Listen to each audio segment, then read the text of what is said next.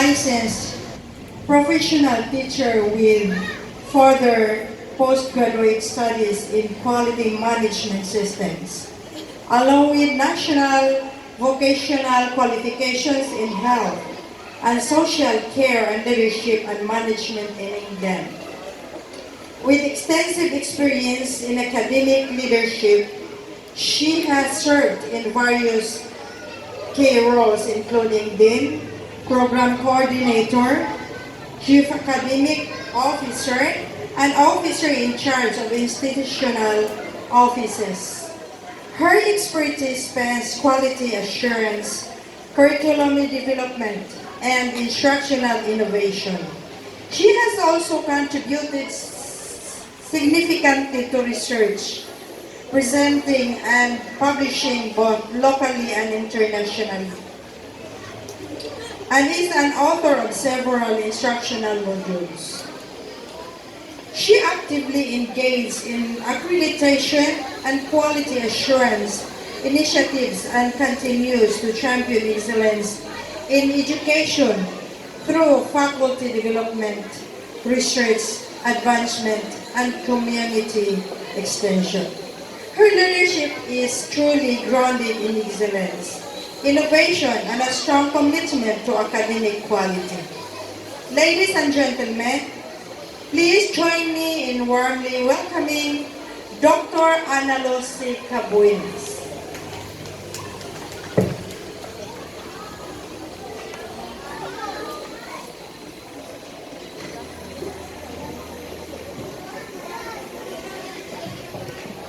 Thank you, Ma'am Wilhelmine, for that very kind introduction, and please be seated. Mayong gabi kanatong tanan. Mayong gabi sa akong mga kaliwat. I believe I have a lot. I don't need to mention their names one by one. And mga silingan, kay tagalagtang ako nalimot no og introduce na tagalagtang pagyud day ko. And mo nang maingon ko nga lahi ba ni kung ang kong silingan mo deliver og message kay murag na yun mag-istoryahan na yung tanong. Okay, so I gave the introduction to Ma'am Wilhelmine or to Ma'am Carrie, and I forgot to include na tagalagtang sambagan lagtang Talisay City, Cebu. May inyong ang commencement speaker karon. So siguro naadinhi karon nga ni-graduate nga basin og ako ning mga pagumangkon or di ba ako no nga dili na nato matrace. So once again, maayong gabi to our principal, Ma'am Jonalyn, to the faculty and staff of this school, our very own Adventist Academy, Talisay Cities Incorporated. And then, to all the proud parents, mga magarbuhon na mga ginikanan nga naa dinhi sa atoa karon, atong pakpakan their presence mga kay suunan or kay galaan. And most especially, the graduates of grade 6 class. What's your class? Deo Volente, which means God willing. So, before anything else, let me ask our graduates, mangutan ako, do you have a dream? Yes? Pero dili sure. May dreams mo wala? Ano man? Literally wala ka ng dambo inyo hanggang na muna. Do you imagine becoming a doctor? No? So sa man di ay lang, ni-graduate lang tayo hinihingaw.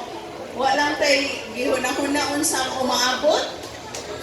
Who wants to become an engineer? Wow! Who wants to become a doctor? Una ang man naging mo dreams, di man naging mo manihog. Okay, what surprised me, when I look at your program, I saw that there are 30 graduates. And I don't know kung nakita niyo sa atong faculty and staff, none of them dreams to becoming a teacher. What good man, bisag usa. They want to become engineers, they want to become business administrators. Oh, na surgeon, pero wag gyud gusto magmaestra. Nga naman ni sila, no? Why? What do you think? Kapoy daw. So see? So, when I look at it, ingon ko basin og ma-phase out na ng education program in the next 10 years, kay wala may gusto mokuha og education. But graduates, this is what I want to share with you. Whatever dreams, bisag unsa ang inyong mga damgo, remember this, tonight is the,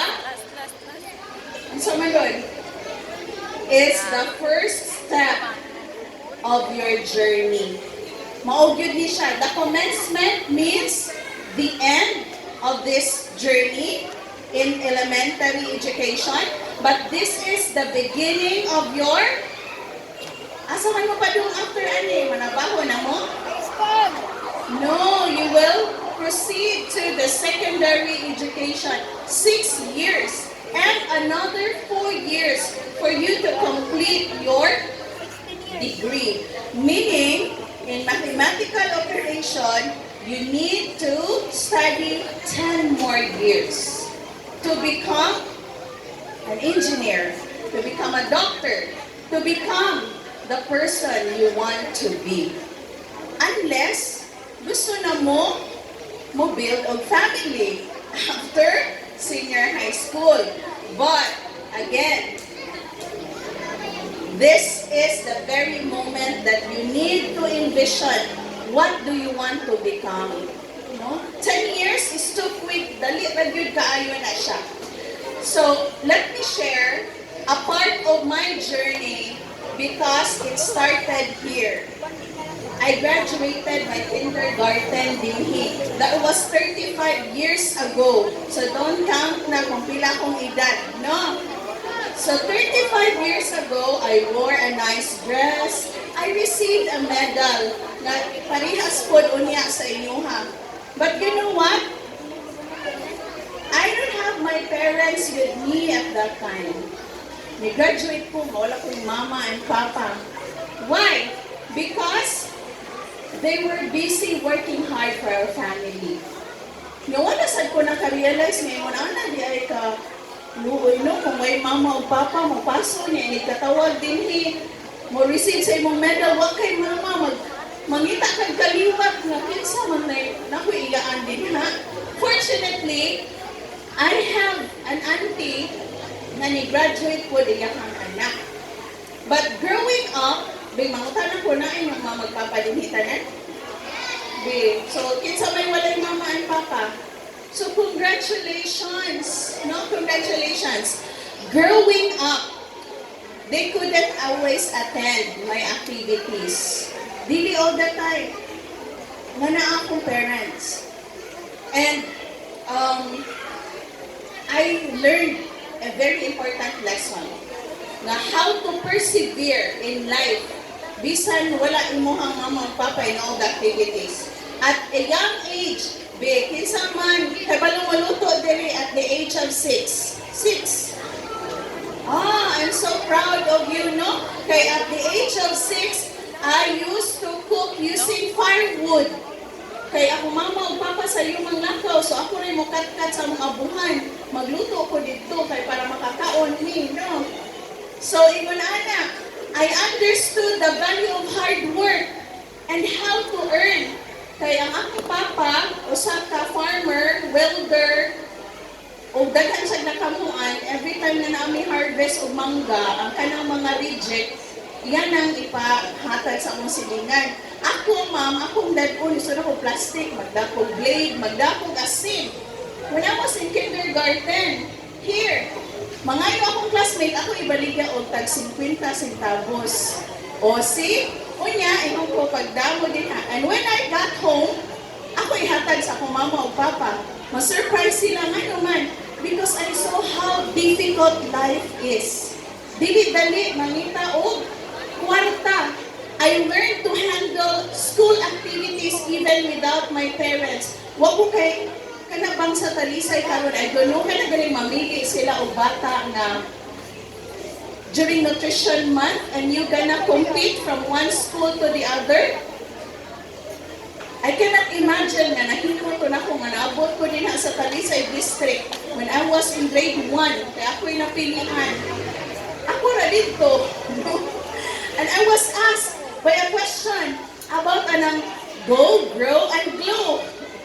Ningkamot ragid ko. And when I received an award, dali-dali ko bulig sa amuha, whoever is in our house, ngayon ko, mamaon niya akong award. I did not blame anyone. Anong maman mo niya actually to? Wala ko'y tantrums. I don't have. Because every time na I receive an award, I came home excited to show whoever is in the house, whether akong papa, mama, kuya, because deep inside, I wanted my mama and papa to be proud. So, kinsa may gusto diri nga mo receive tag award para malipay akong mama o papa. Nice. That's a good value. That's a good character. So, kani siya. Dili lang ng taso ng istorya, no, but this is very important. One day, before college, someone asked me, who will finance your studies? Mag-eskwela ka o college? Kamahal, anak? No one could promise anything. Ano man, I'm the youngest in the family. 5 of my siblings, nag-eskwela sila, ang uban na successful, ang uban wala. So I cannot blame my parents na dipulaan na sila gorono o pa-eskwela. O wala na yun, drain na drain. That night, I knelt down.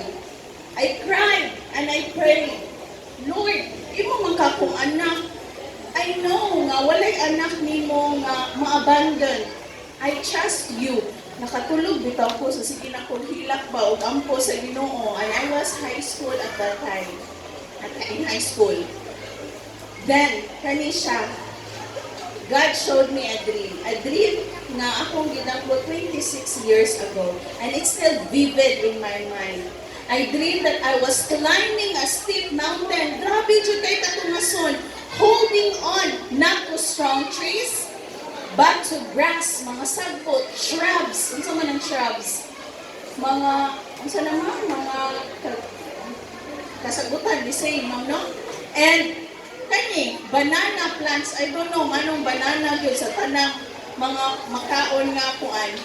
When I looked back, I saw my mama with his friend in my dream, talking about how hard I was trying. Still, I kept climbing. Kung kinsay kailan ni Tia Milari, mao na siya na istorya sa akong mama, sa akong damgo. At that time, naabot na ko itong pinakatumoy sa bukid, I saw another tall building. Taas, yun kayo siya nga building. I entered, took the elevator, went to the highest floor, and inside the room sat an old man, like a finance officer. Then the dream ended. You know what? That was again 26 years ago. But it was so clear na I know God has a message. Pag mata na ko, ingon ko, I can achieve my dream only if I trust God. True enough, God fulfilled it. I finished college with multiple scholarships. I received my first job by invitation. I traveled to the United Kingdom for work and study. When I returned home, I was again invited, offered for another job. Later, I became a program head, the youngest dean, and the youngest vice president. Everything matched the dream. The climbing, the elevation, the doors opening. It was God guiding every step. Can you imagine? No, even ako, I cannot fathom how great God is. My life was so straight, not because life is easy, but because God has been faithful in His promise. Mauna kamo nga mga batch, in your journey, I want to share na I discovered 2 lessons in life. And I want to carry it, no, I want you to carry it with you wherever you go. Bisag unsa pa kalisod sa kinabuhi. Number 1, build a strong relationship with God. Not all the time nga ngayong gi-enjoy karon will be the same for tomorrow and in the days to come. But God said in Proverbs 3 verse 5 to 6, trust in the Lord with all thine heart, and lean not unto thine own understanding. In all thy ways acknowledge Him, and He shall direct your path. So as what I have said, my path was straight not because life was easy, but because God was faithful. Second, which is the most important thing, build a loving relationship with your parents. Honor your parents.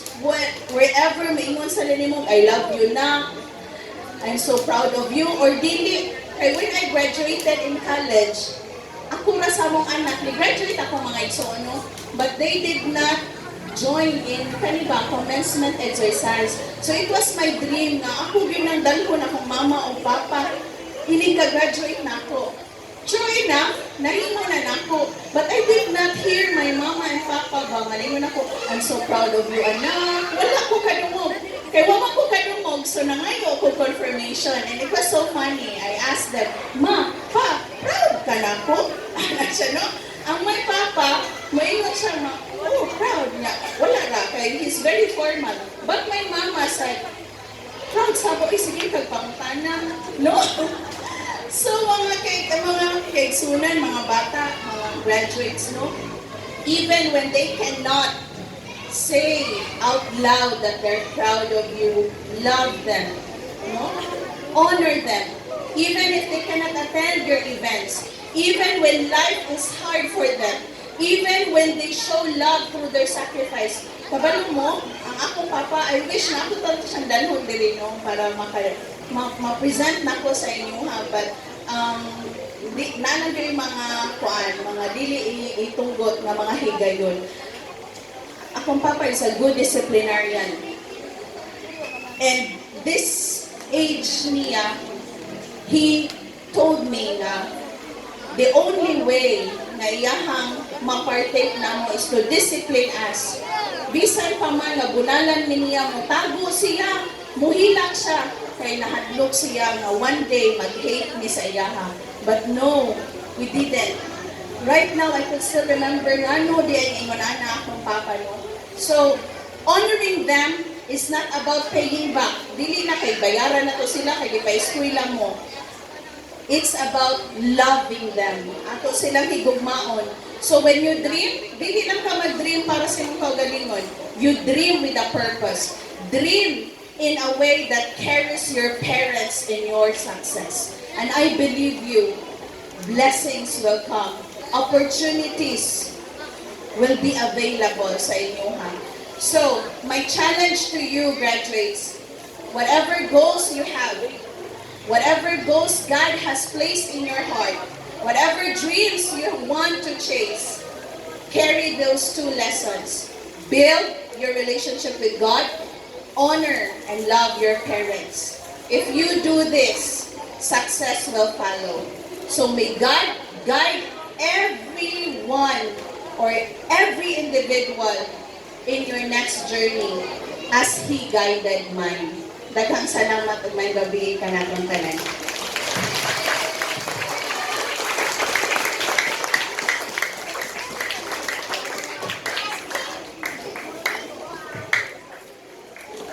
Thank you very much, Dr. Ana Lucy Cabañas, for that truly inspiring message. Before we proceed, may we respectfully invite our guest speaker to please come forward. At this time, we will have the presentation of the token of appreciation to be given by Denise K. D. Bacchus, followed by the presentation of the Certificate of Appreciation by Mrs. Junalyn P. Takan as a gesture of our sincere gratitude for the inspiring message shared with us tonight.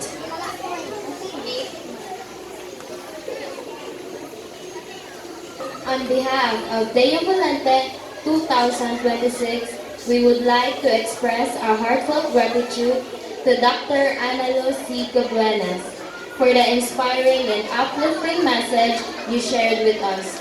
Your words have truly touched our heart and strengthened our faith as we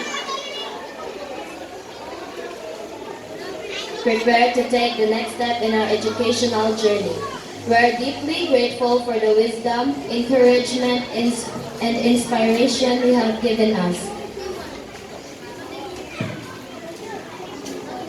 As we continue to pursue our dreams and strive for excellence, may the lesson you shared remain in our hearts and in making wise choices in life. May the Lord continue to bless and guide as we walk forward with courage, hope, faith, and determination. Thank you very much.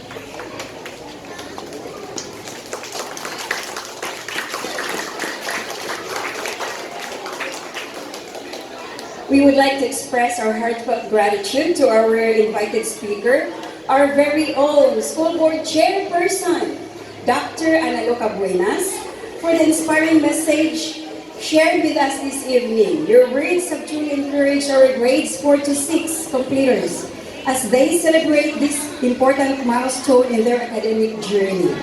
As a token of our appreciation, we would like to present this certificate of appreciation. Let me read the content of the certificate. Adventist Elementary School, Talisay Incorporated, Lagtang, Talisay City, Cebu. Certificate of appreciation is presented to Dr. Ana C. Cabuenas for her invaluable insights and inspiring message shared as speaker during the commencement exercise of Adventist Elementary School, Talisay Incorporated with a theme, Guided by God, Ready for the Next Journey. Given this 28th day of March 2026 at Adventist Elementary School, Talisay Incorporated, Lagtang, Talisay City, Cebu. Signed by the school principal, Junalyn P. Tacan, licensed professional teacher and Master's of Arts in Teaching, and our education director, Dr. Isaias Gisando, Doctor of Philosophy. Thank you so much, Doc.